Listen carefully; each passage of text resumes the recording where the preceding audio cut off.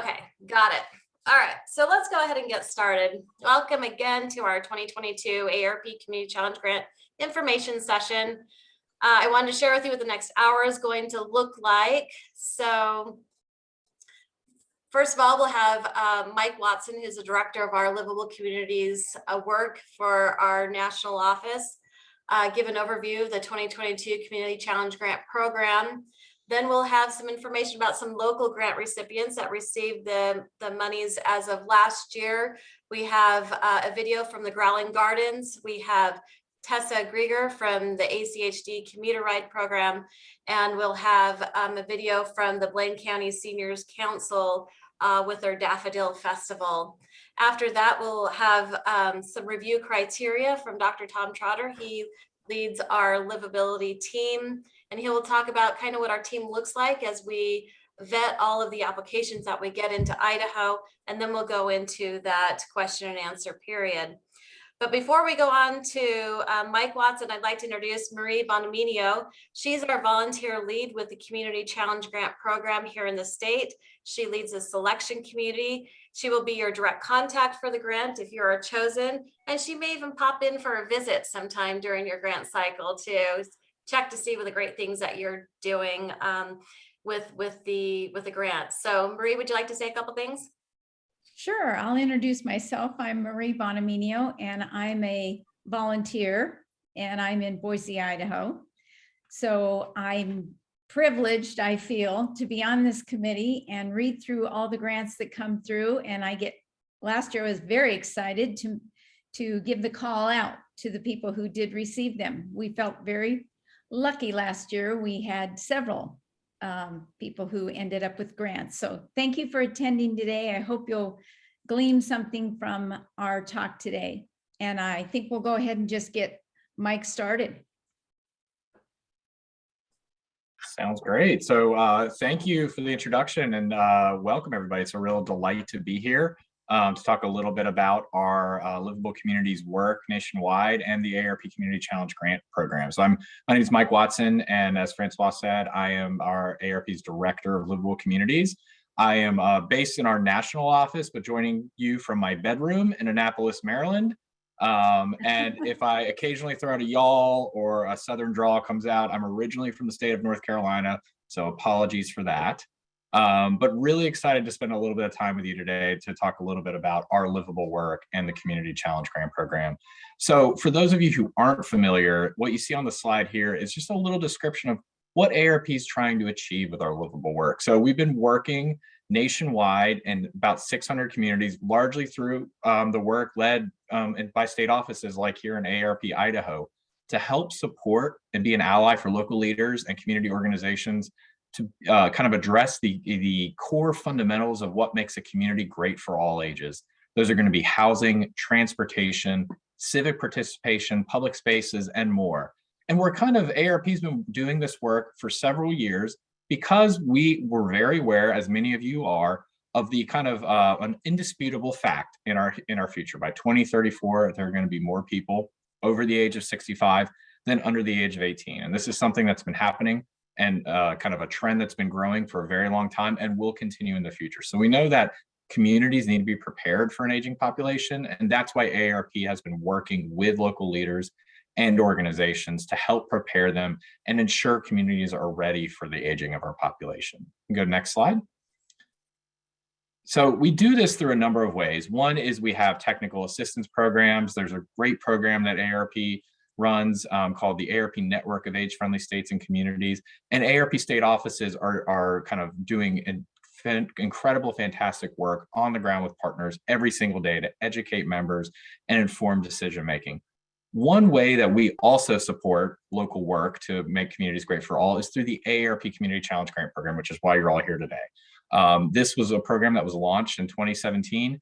And what it is it's a way that AARP wants to support and recognize incredible work that's happening by local organizations to make communities more livable for people of all ages. And importantly, we want to support tangible demonstrations of livability and jumpstart progress for longer term change. If we can go to the next slide. As I mentioned, this program has been around for 5 years. We launched it in 2017, funding 88 grants with roughly $800,000. Since then, and in total, we funded across the country $9.3 million to 804 grants to roughly 600 communities. This includes roughly 17 grants totaling 168,000 across the state of Idaho as well. And if we can go to the next slide, I think one of the things we often see with grant programs is, and question we get often is this just something that's for large, big cities with big municipal governments? And the answer to that is no. Roughly 4 in 10 grants through the Community Challenge go to rural communities, 4 in 10 go to urban communities, and 2 in 10 go to suburban communities. So if you are a community of any size or type, you are able to apply for and receive funding through the Community Challenge. If we can go to the next slide. I'll talk a little bit about some of the ways that we've supported it, but also some of the scale and type of grants that we support. So these are not monster-sized grants. There are organizations that provide hundreds of thousands of dollars. That is not this program. Our average grant is around $11,000, and 75% of our grants have been under $15,000. Just for reference as well, the smallest grant that we've given through the Community Challenge is $500, and the largest is $50,000. So while we don't have a defined range, that gives you a sense of the typical type of project we would fund. That said, we also reserve the right to award any project of any size, depending on how compelling it is. But that is really kind of where our typical range would fall. If we can go to the next slide, we'll talk a little bit about some of the types of real outcomes and deliverables that we've seen grantees install. As you can see here, there's been roughly 670 benches that have been installed through the grant program, roughly 600 garden beds installed, 130-ish crosswalks improved, 99 murals painted across the country. And this is through the first 4 years of the program. We continue to track progress every single year and hope to see kind of even more great applications across the state of Idaho for things like this. If we can go to the next slide, besides that tangible change that we've seen and kind of those permanent installations in communities, one thing we also really have been excited about over the last few years is grantees sharing with us the outcomes from the project. So roughly 45% of grants and grantees have reported back to us that receiving the funding helped them leverage that investment to achieve additional funding and investment from private sector, philanthropic, and other private partners and public partners.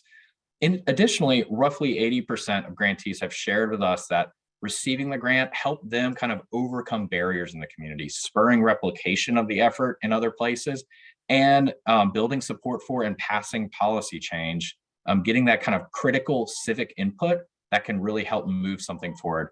And then also pretty much every grantee has shared with us that receiving it helped them raise awareness of their work, recruit new partners, and recruit new volunteers to their efforts. If we can go to the next slide, I want to talk a little bit about some of the kind of nitty-gritty details and the timeline in particular. So I mentioned that we want to fund tangible projects that are focused on jumpstarting livability. And one way that we've been focused on doing that over the last 5 years is through this quick action timeline. This grant timeline is not long. We kind of have an open call for applications that we're in now. Those close on March 22nd. So we have an 8-week application window, roughly an 8-week window for kind of judging and paperwork. And then there's roughly 5 months for grantees to complete their projects. We totally understand and recognize that, particularly in the past 2 years, there's been challenges with supply chain due to COVID-19 and other issues, as well as other challenges that grantees face. Sometimes the freeze hits a little bit sooner than you thought, and that bench you were hoping to get in August didn't arrive till October. We totally recognize and understand that and do have flexibility for folks who are kind of encountering some of those circumstances. But it is a quick action timeline, and you do see kind of on the screen the typical deadlines and markers that we have for the program. If we can go to the next slide, I want to talk a little bit about the categories that we're funding projects in this year. So if you're familiar with this program, these categories should look familiar to you. If you're not, these are the areas that we're accepting applications. First is projects to improve public spaces. Second is projects to improve transportation options. And I know we'll hear from two previous grantees in those categories a little bit later. Third is to support projects that are going to increase density, increase awareness of housing options. Fourth is going to be intentionally address the built and social environment of a community by focusing on diversity, equity, and inclusion. Also, we really support projects that are focused on civic engagement and increasing touch points between residents and local governments. We also have a category that is focused on kind of, it's more of an other, right? So if you have something that doesn't fit neatly in one of these boxes that's important to your community, you can still apply under there. And we're also include coronavirus response and recovery efforts in that category as well. I'm going to talk a little bit about this federal funding implementation on the next slide. And you can see this is a new category for us in 2022. If we can go to the next slide.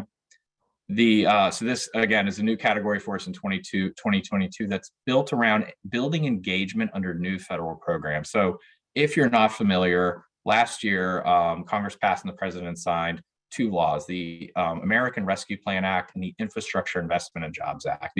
We feel that these two laws represent kind of historic investments and once in a generation opportunity investments in communities to transform livability. So AARP is going to support projects this year and is requesting applications for communities to share how they're leveraging those funds and how they're engaging residents in that decision making and helping to build support and inform future investments under those programs. So you can learn a little bit more about that on the website, but that's a very quick overview. If we can go to the next slide, I'll get into a little bit of more of the nitty-gritty details around eligibility and judging. But first, I just want to touch on eligibility. So the program is open to 501c3, C4, and C6 nonprofits, government entities, and we will consider others on a case-by-case basis. We know there's a range of nonprofits of different types that are doing great work and want to support that and recognize that, but those are kind of our core categories but we do consider others. And also project types. I've mentioned a lot about some of the permanent physical demonstration, or physical improvements that have been made. We also support temporary demonstrations that are going to build support for long-term change, as well as new innovative programming and services.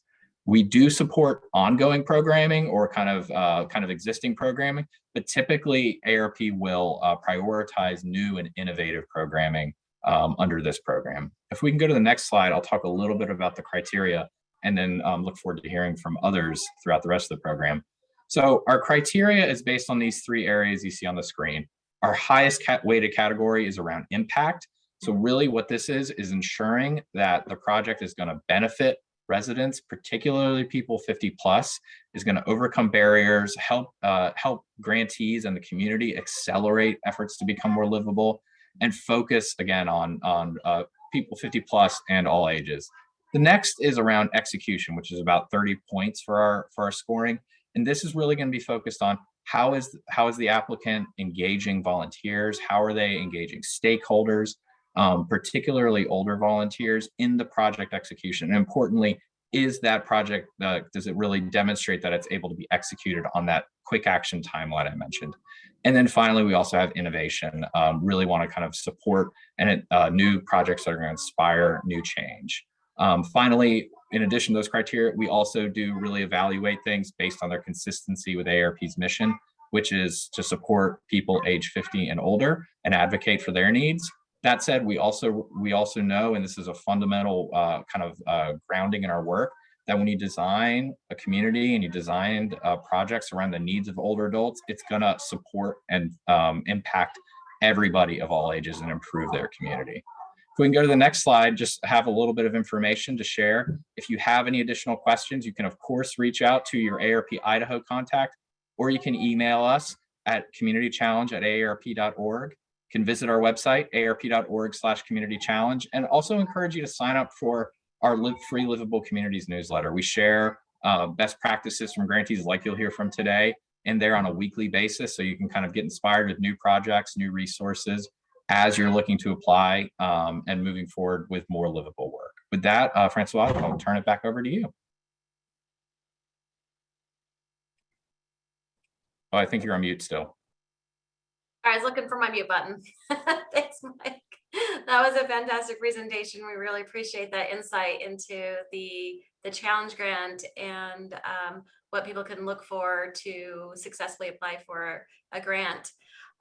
We're going to move on to our next slide, which will give a video about one of the projects that we had coming out of Pocatello. And so it's at Growling Gardens. They did some community carton boxes. And so we'll take a look at this video.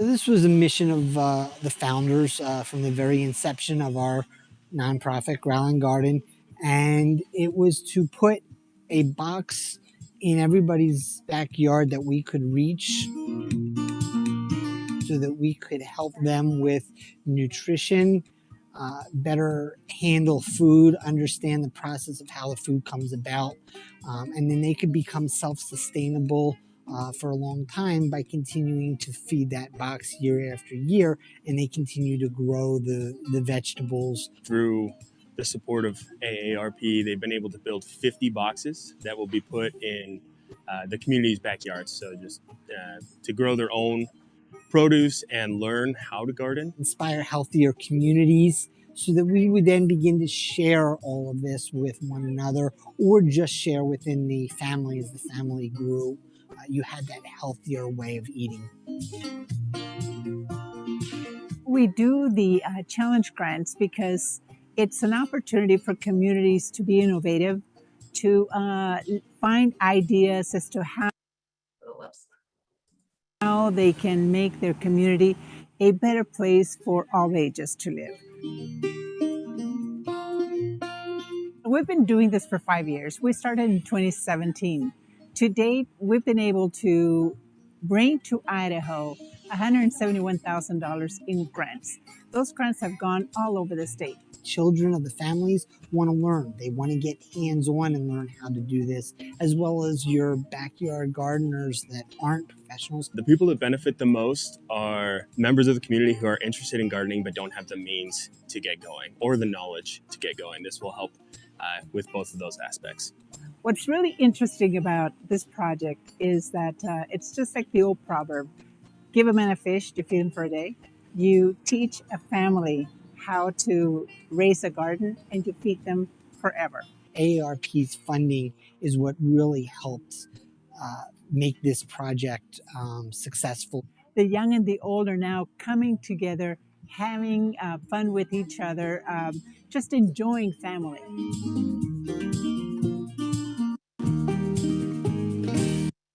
Okay, so that was our Growling Gardens grant recipient from this last year. Now we're going to turn it over to Tessa Grieger, who's on with us today to talk about the ACHD commuter ride program that she led here in Ada County that has had some phenomenal results. Go ahead, Tessa.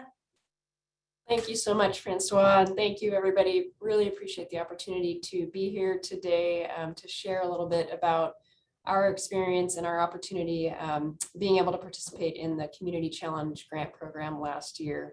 So first, I want to thank AARP so much for providing this opportunity for communities and organizations around the country. It's such a unique program that is clearly providing funding for a wide range of unique projects that are quickly and effectively improving the livability of our communities and ultimately increasing access to healthy opportunities for community members.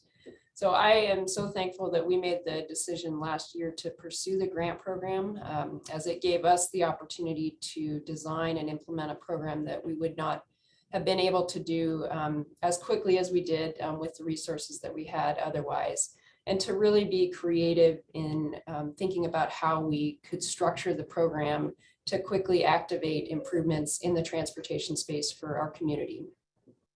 So I also just want to mention that the process that we have working with AARP throughout the program was very straightforward and seamless. Highly encourage everybody, if they're interested, to apply. AARP was super supportive throughout the program, providing flexibility as needed. If there were changes that were needed to the scope or if questions came up, things like that. So I want to just jump in and provide a very quick overview of what our project was, and then we'll share just a few observations on the experience applying last year. So for our project, we implemented a new grant program here in the Boise area, in Ada County specifically, which we called the Workspace Mobility Grant. And the goal of this grant program was essentially to provide resources to small businesses, particularly focused on nonprofit organizations, as well as organizations serving vulnerable populations, to implement transportation improvements at their workplace in order to improve mobility for their employees and for their customers. So essentially, we used the resources that we were granted from AARP to then administer a grant program that would allow us to serve multiple organizations throughout our community. So with this funding, we were able to provide workspace mobility grants of up to $3,000 to 16 different organizations in Ada County, which ultimately supported a variety of different transportation and mobility improvements for those businesses. So this included everything from bike racks to transit passes for employees or for customers, bike repair stands or fix-it stands, a number of bikes that were ultimately in our today being used to support employee bike share programs. So a number of these were e-bikes, and then other workspace improvements to ultimately support people in being able to get to and from work or to and from that business using sustainable modes of transportation. So some of the organizations that we were able to fund through this grant program included the Boys and Girls Club, Catch, which is an organization here in Boise that supports community homelessness, the Good Samaritan Home, Life's Kitchen, which provides life skills training for at-risk youth, Create Common Good, as well as the Idaho Botanical Gardens. So in the end, this was a fantastic opportunity for us to really pilot this program here in Boise, and has ultimately led to us being able to secure additional funding to provide another round of the workspace mobility grants this year, and we hope for future years to come. So with that, I'll just share a few perspectives on our process or our experience going through the application process last year. So it was really clear that AARP was looking for projects that could not only be implemented on a quick time frame, but that were creative and innovative and really fostered that outside of the box thinking. So we wanted to make sure that what we were proposing in the application and for our program was actually feasible and realistic within the grant timeframe, within our control, noting that there are things that may come up, and we did experience some of that with supply chain shortages and things like that. And AARP was very flexible throughout. But in going through the application process, prior to submitting the application, we wanted to make sure that we really had that timeline mapped out so that we were sure we could meet the deadlines associated with the project. But then we really took the opportunity to come up with a program design that was outside of the box, not just in providing a bike rack for a business, but providing a comprehensive program that leveraged the resources from AARP to not only achieve our goals as an organization here that's supporting transportation options for the community, but achieving the goals of AARP and the Community Challenge Program, while also being flexible in its design to support the various goals of each organization, each business that we ultimately supported through the grant program. So in addition to providing the workplace grants to these businesses, we conducted commute education workshops and brought in different nonprofit partners to assist with that. We conducted employee surveys, ultimately to help the business leaders in understanding future opportunity to improve transportation options for their employees, really with the idea being that this funding and this grant program would be the Kickstarter to longer term change for these employers as well as their employees in accessing healthy transportation and mobility options. So then just a couple other things I would mention. We wanted to make sure that when we were completing the application and developing our program, that we were connecting different aspects of AARP's Community Challenge Grant goals and project categories.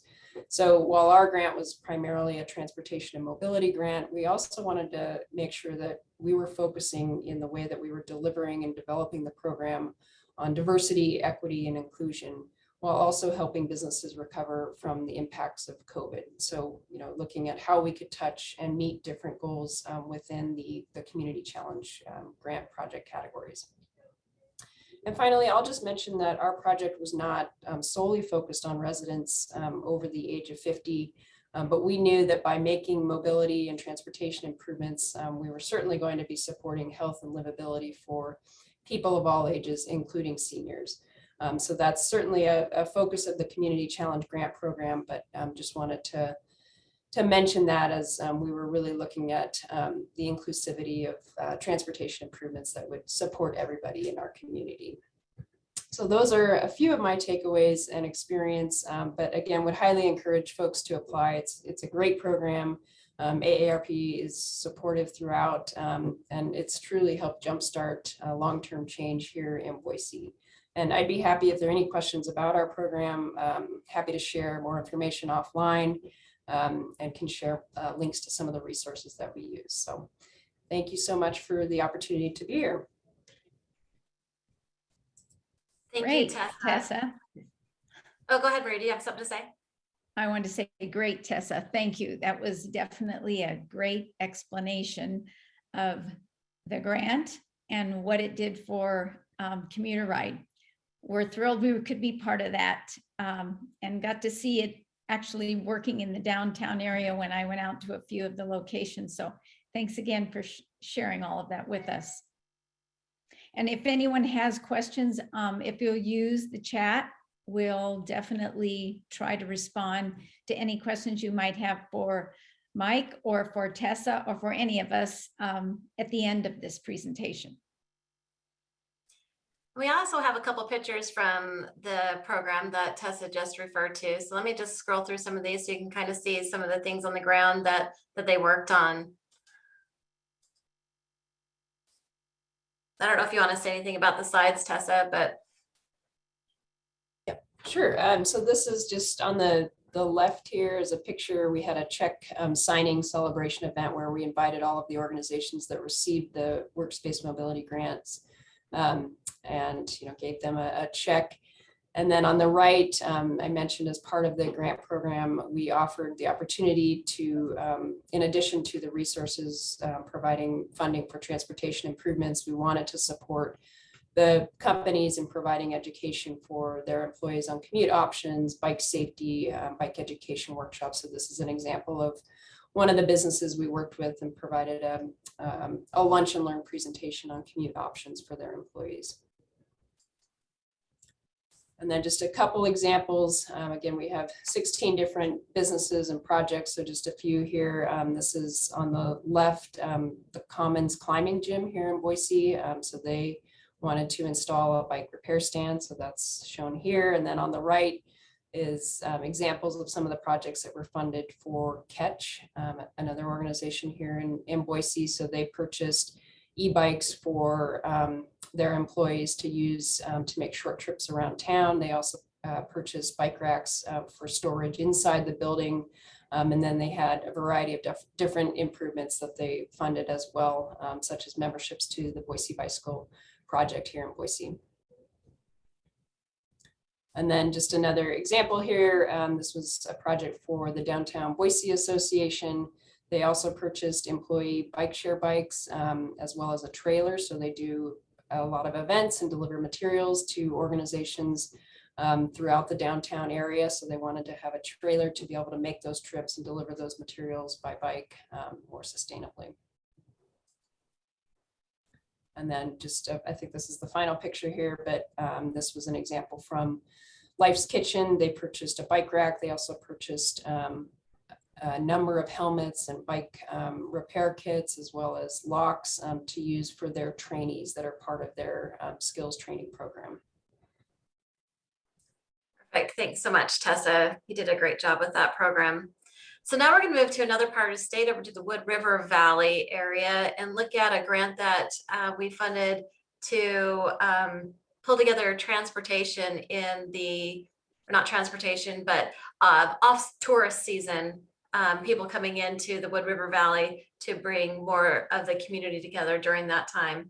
So let's watch this.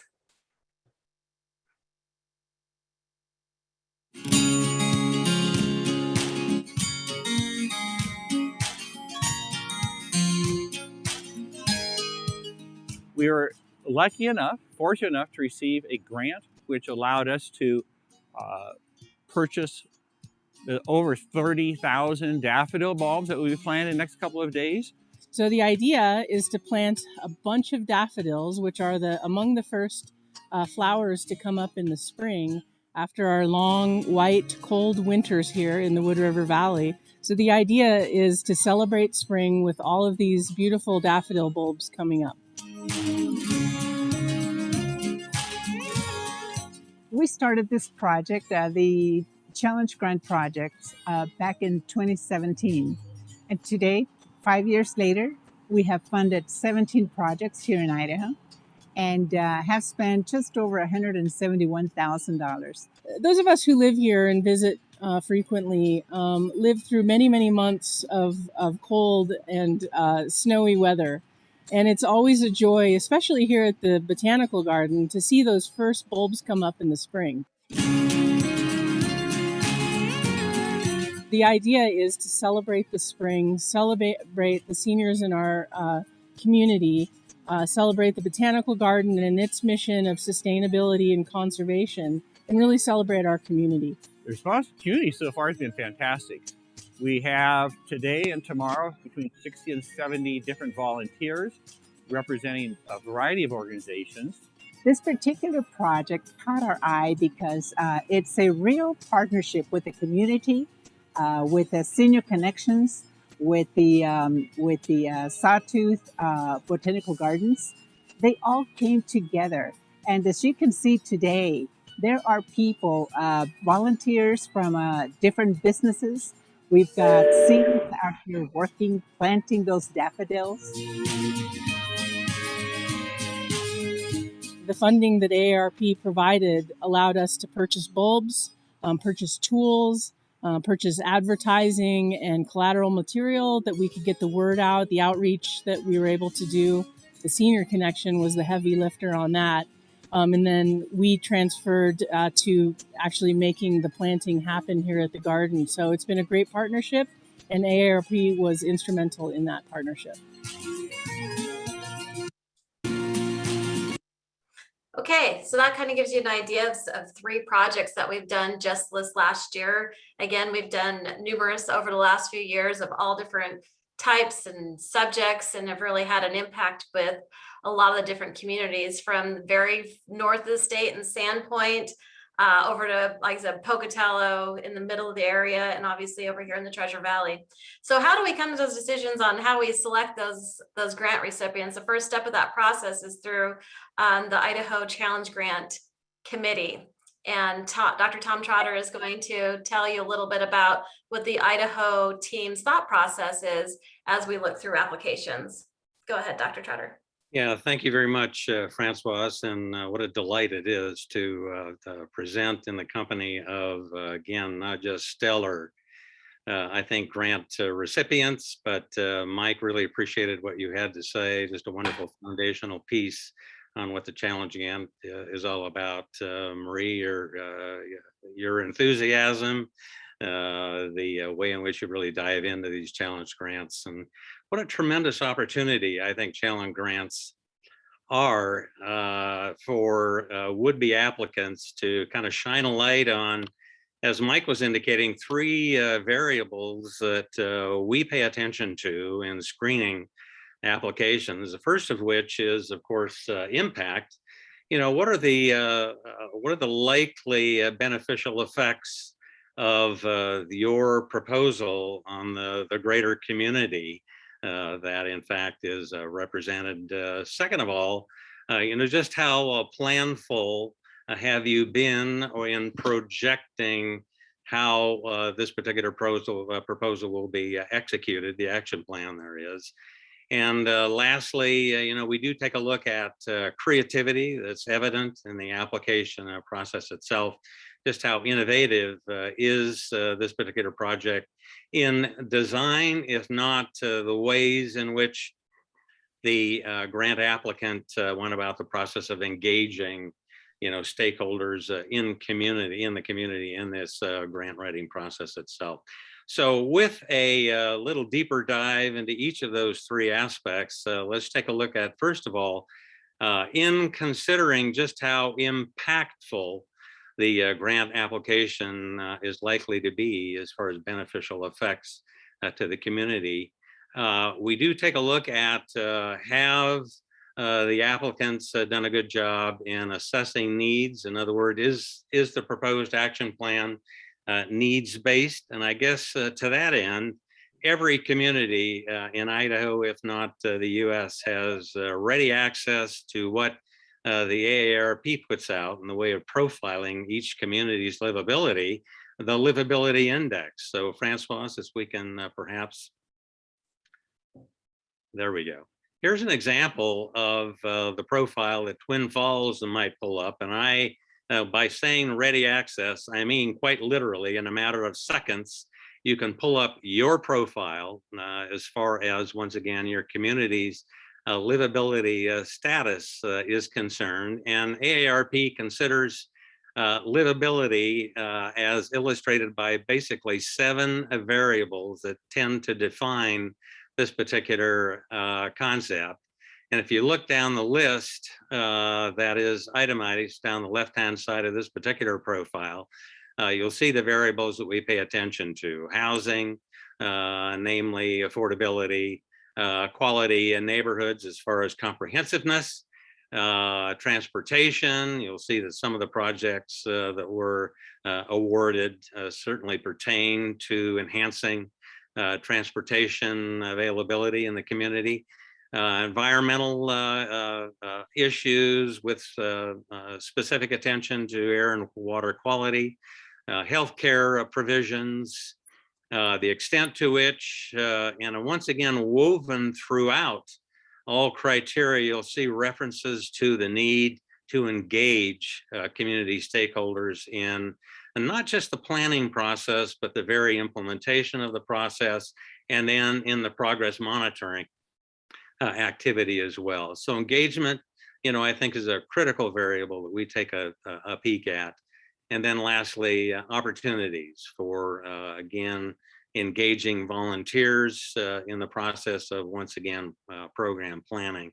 So communities, once again, have ready access in the way of needs assessing to the livability index. And you'll see the website that every community can get into there in the lower right-hand side of the particular profile. You can do aarp.org/livability index, and you'll get a little window into which you can enter your community's name. And once again, in a matter of seconds, you'll get a profile. So I would submit that, first of all, I know as an evaluator, I ask the question, to what extent did the community engage in assessing needs as far as the proposal is concerned? And access to your livability profile is one option that you have. And if you'll notice, there are scores attached to each of those 7 variables. And let me tell you that they range from 0 to 100, with kind of the theoretical average being around 50. Most people manage to register as far as a composite score or average is concerned in the upper 50s and above. However, as you'll notice from this particular profile, there is a 44 rating that was given the area of engagement. So once again, remember what I said about engagement is something that kind of weaves its way throughout, the eligibility criteria as described by the challenge grant folks, the extent to which you actually reached out and touched base with stakeholders, involved them in the needs assessing process, as well as in the proposal writing, as well as in the progress monitoring processes. So again, 44 was the score given, keeping in mind, once again, the scores tend to range from 0 to 100. The distribution is divided into thirds. There's a lower third, anywhere from 0 to 33, a middle third from 34 on up to, I think it's 65, and then 66 and above constitutes the upper third. And where that is important to see just how significant the particular scores that is attached to the variables is kind of anchored. And you will see when you get into the profile for your particular community that you can actually click on any one of those 7 variables, and enables you to take a little deeper dive in terms of the criteria that AARP uses in arriving at that particular score that is given, again, any one particular variable that the index provides for your particular community. So In addition to what you might access in the Livability Index, I certainly encourage you, and hopefully you will have established a little bit of an advisory group, speaking of engagement, that'll help you in the process of developing the proposal. Maybe one of the first activities in which you engage with that advisory group is to do a little needs assessing with them, get their perceptions in terms of what it is do we need, that would enhance this community's livability, because that's another thing we tend to look for as far as the impact is concerned, is just how livable, this particular proposal is likely to make the applying community. So interviews, with your advisory team, we can kind of turn it into a little bit of a focus group, is one enhancement as far as needs assessing is concerned. If you want to touch base with selected other stakeholders in the community by way of an interview, asking them perhaps as individuals, what is your sense in terms of what it is we could benefit from? We have this grant opportunity, what might you have to say, in terms of kind of once again basing the action plan on needs. Inclusivity is another aspect that we tend to look at as far as impact is concerned. What kind of an impact are we having on perhaps those with individual differences, not just disabilities, but the disadvantaged population? There's certainly the population that's 50 plus years in age. So again, everything that we tend to look at in talking about impact, or once again, the beneficial effect that is projected as far as the grant application is concerned. Again, keeping in mind what Mike shared with us a little bit earlier as far as eligibility criteria are concerned. Second of all, just how planful is the application. And by planfulness, we're taking a look at not just a realistic timeline, is the budget realistic as well in terms of supporting everything that the proposal kind of illustrates that we might accomplish within, once again, a specified time frame. And again, here we go, that ever-present engagement aspect. Who did we engage in the process of being planful? And by planful, I mean, is the action plan that you kind of outline, if you've looked at the application itself, you'll notice in section 22, there's an opportunity to kind of outline, to delineate, if you will, deliverables. That really is my estimation, kind of a sequence of activities that the program applicants are considering as far as implementing the particular project is concerned. So pay careful attention to that as kind of a representation of the action plan itself. In the course of developing, once again, you have done a good job of engaging stakeholders in the community. I think finally, as you have seen from our exemplar projects, as they've been described, that there is evidence of creativity or innovation. I don't know whether it was Mike or Francois or Marie that talked about, outside the box kinds of thinking.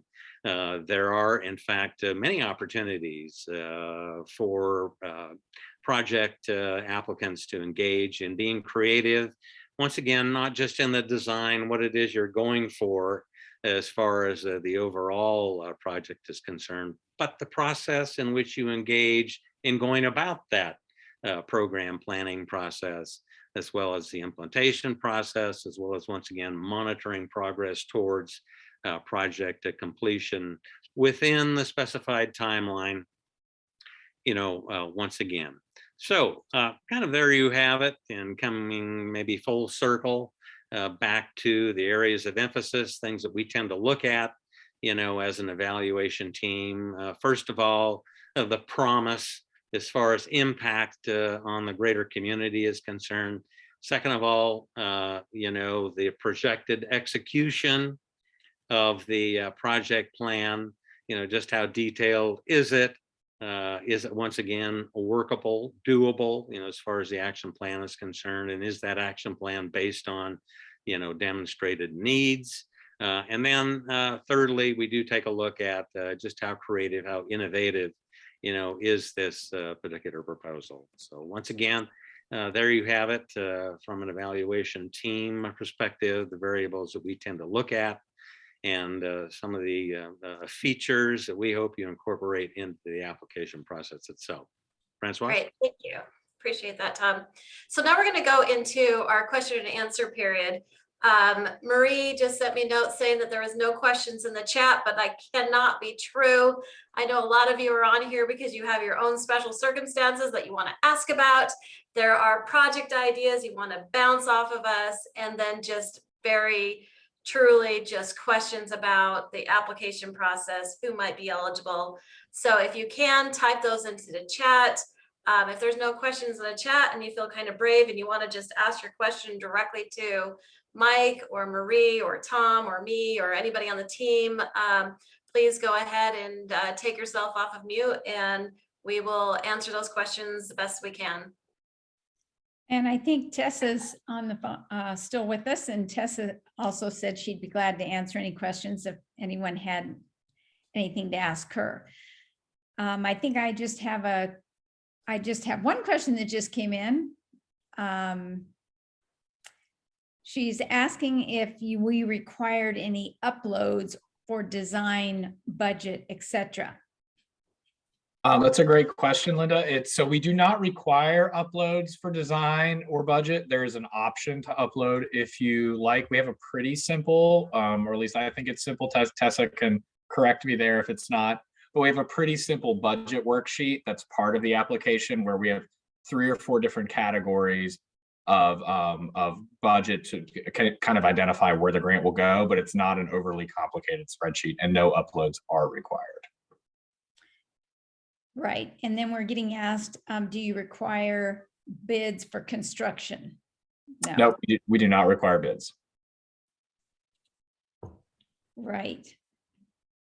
We just require you to give us a dollar amount that you think your project is going to cost. So we're kind of looking at that overall dollar that you put in that you're asking for. And we also do ask if you've looked at the application, if you have any matching funds coming in. Mm-hmm. So we have an idea of what's going on with your project and what it's really going to take and how much can we help with what we're going to offer. Yeah. And Marie, I'll just say this because I think this is a frequent question that we get and kind of in the line here. We don't require you to give us a budget report back. This is a grant where once the contract is executed, you receive the grant funds up front, you execute them. We do have a required after action report that is filled out that has 5 to 10 questions in it, but we don't require you to detail to the penny how the grant was spent. Our expectation is that by executing a grant agreement that has required deliverables and you're receiving the grant amount, that you're going to be able to fulfill those deliverables with that grant amount. Right. Anyone have any questions they'd like to ask out loud, or do you want to put them into the chat? We'd be glad to give you any answers we have available from any one of us that are on this call with you. We're looking forward to seeing all your wonderful, innovative applications come in as we start to read through them. And it is a quick process, definitely, that we go through to get to that end result. I was going to also say that we do have other videos of projects we have funded in the last few years. So there is a website that you can go to and you can see our other videos, and maybe you'll get ideas of projects that we funded that were kind of have been different, I should say. And maybe yours will pertain to something like that.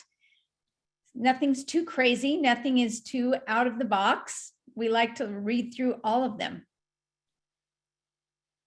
I'm seeing a question that says, can a grant proposal, okay, I missed it, kind of bounced up on me, have multiple projects? Yes, well, it can. We have received proposals like that before. Another option is to break it into multiple applications. So it's particularly if you have things that are very distinct, like you want to apply for programs, grant to kind of fund a housing repair program and something that would add benches to a main street, suggest that you probably do 2 applications. But we have seen folks do 1 application where it kind of in the notes will say, we also can do a scaled down version of this at this range. I think including that detail, if that's the way you want to go, is helpful, but would suggest if they're pretty distinct to probably just put in 2 applications. Okay. So what is a better way to contact an advisor for the grant? Well, if I'm understanding that question correctly, I think there are 2 ways that you can contact AARP with questions or troubleshooting questions. The first is your AARP Idaho state contact, Francoise, who's on here, and the volunteer team. I'll let her share the best way to get in touch via email. You can also go to aarp.org/community challenge and email us at communitychallenge@aarp.org. There's a link to it there. And a lot of those will, it will circle back with the state office as well and provide pretty direct questions. so I Just see a put my question email here. in the chat, so you can certainly reach out to me directly. For a pilot project, is there a minimum of how many people would be impacted? We want to pilot a home share program to help keep seniors in their homes. So we do not have a requirement or a threshold of, what percent of the population or how many people, partially because we want to recognize that we want the program should support communities of any size, and the scalability of your program is going to be different wherever you are. So there is not a requirement. I think one thing we want to, if you're able, the more folks you're able to reach and the more you're able to demonstrate the impact and outcomes of those grants, the better off you'll be. But there is not a kind of, minimum or maximum threshold on number of people reached. Francois, it looked like we were being asked maybe for a recording and copy of the PowerPoint. So the PowerPoint that Mike went through, I'm assuming, is what's Yes, being asked. We are recording this today, and I can certainly send that out to everybody. Okay. All right, I don't know if I've missed your question, let me know. Otherwise, I think can a grant proposal have multiple projects? Was that answered? I think we answered that one, but you just Okay. to be sure, yes, the best thing to do there probably is to put in 2 applications if they're distinct projects. Okay. All right, and everyone knows where to get the information for the application. Also, I think earlier in the chat, Mike, you had put the livability index, I think, link is there if anyone is interested in that. And I think you had also said that there's descriptions of all 804 of the past community challenge grants that you can visit that link. Well, that ought to give you a lot of information on If you're looking for how we have reached out. If you're looking for some light weekend reading, that's a great place to go. But I think I dropped several links to direct kind of resources in the chat. If you just go to aarp.org/community challenge, there are loads of links and resources there to help you kind of get a sense of the types of how to craft the wording of your deliverables, examples of past projects so you don't have to read all 804, how to craft social impact statements, all sorts of things. So just go right there or reach out to any of us on the webinar today, and I think we can answer your questions. Okay, anyone with any questions for anyone else? Anyone want to ask any questions of our recipient last year, Tessa, who's on the line too? I'm not, I don't think I'm seeing anything else. I think we're just getting thank yous. Mike, I've got a question for you. What is the one question that you get asked most often when people are applying for a grant? What is your grant range? That is the question we get asked most often. And I covered that earlier, but I'll say it again. We do not have a defined grant range, but just to give you some direction and some insight, our average grant over the first 5 years has been roughly $11,000. 75% of our grants have been under $15,000. And the biggest thing we've funded has been 50,000 and the smallest has been 500. So that's kind of by past experience our range, but that kind of average to 75% of grants are under 15,000 is a great place to look if you're charting toward that. That said, we don't want you to be completely bound by those. So be creative, but just know that that's typically what we funded. So I'll ask one more question. What's the one thing applicants should avoid when filling out their application? Ooh, that's a great question. What I would say is do not avoid the questions or do not gloss over the questions that are focused on community engagement and how the grant will engage volunteers and how the grant will impact and is part of the community's broader livability efforts. I think that is a really important thing. I mentioned the quick action timeline of these grants earlier, and one of the dangers with a quick action grant, if you haven't done the proper engagement and haven't leveraged community members, is that quick action projects would not have the support for the community to make them permanent. And I think you've seen, as Tessa shared and others, indicating that community engagement, indicating your plans to engage volunteers, and indicating how it's connected to broader livability efforts really demonstrate that these quick action projects are supportive of and are going to lead to longer term change. Perfect. Thanks so much, Mike. Thanks, Marie. Thanks, Tom, for sharing. And Tessa, a special thank you for you to coming on and really highlighting the work that you've done here in the state. We really appreciate that. Again, my contact information is the chat. Go ahead and jot that down real fast. If not, you can always find us on our webpage at AARP Idaho. You can find all the information for the challenge grant through our national website. Just type in AARP Community Challenge Grant and you'll find everything that you need to contact somebody to answer questions for you. And we're happy to do that for all of you. We really appreciate you joining us today. We're excited to see your grants. I think this is one of the funnest part of my job is to be able to go in there and read through all the exciting ideas that you have to make our great state of Idaho even better and really pull the communities together. And the team is really excited to read those too. So again, if you have any further questions, please reach out. And we look forward to seeing all of your applications come in before that deadline. So with that, I appreciate everything and we will look forward to seeing you again. Great. Thank Bye-bye. you so much. Be sure to pass the word that you attended this and you have good information now to share with people. Thank you again. All right.